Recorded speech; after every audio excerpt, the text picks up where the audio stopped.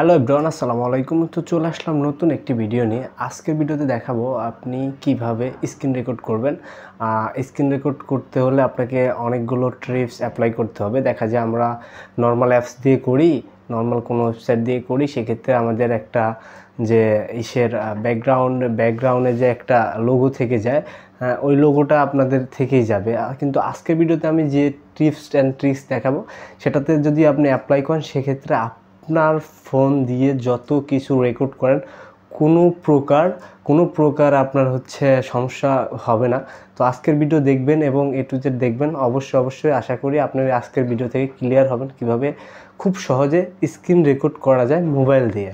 যদি এরকম screen record করতে চান তাহলে আপনার জন্য এই সম্পূর্ণ ভিডিওটা, বুঝতে পারছেন। এরকম তারপর অপশনাল কিছু সিস্টেম আছে, এরকম সিস্টেমে যদি ভিডিও স্ক্রিন রেকর্ড করতে চান কিভাবে করবেন আজকের ভিডিওতে এ টু জেড দেখায় দেব কিভাবে করবেন।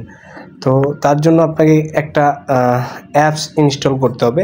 সেই অ্যাপসটা ইনস্টল করার জন্য আপনাকে কী করতে হবে, আপনি দেখতেই পাচ্ছেন অ্যাপসটা হচ্ছে এক্স রেকর্ডার। আমি আপনাকে আরেকটু ভালোভাবে বোঝাই। যে অ্যাপসটি দেখতে পাচ্ছেন, এই যে আমার সামনে যে অ্যাপসটি দেখতে পাচ্ছেন এক্স রেকর্ডার, এই অ্যাপসটা কোথায় পাবেন? এই অ্যাপসটা পেতে হলে আপনাকে কী করতে হবে, ফার্স্ট আপনার ফোনের প্লে স্টোর ওপেন করতে হবে। প্লে স্টোর ওপেন করে তারপরে দেন এই অ্যাপসটা আপনাকে ইনস্টল করতে হবে। প্লে স্টোর ওপেন করে জাস্ট লিখবেন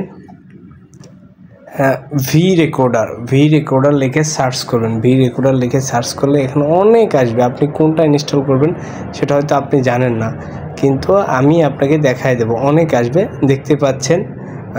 এই যে জাস্ট আমি দেখাই, এই যে এটা দেখতে পাচ্ছেন না, এই যে এই জিনিসটা, এই অ্যাপসটা স্ক্রিন রেকর্ডার এক্স রেকর্ডার, যেটা এটা ইনস্টল করে নেবেন। ইনস্টল করলে আপনার সামনে যে ইন্টারফেসটা আসবে ওই সেম ইন্টারফেসে আপনি এ টু জেড ভিডিওর কাজ করতে পারবেন, স্ক্রিন রেকর্ড করতে পারবেন।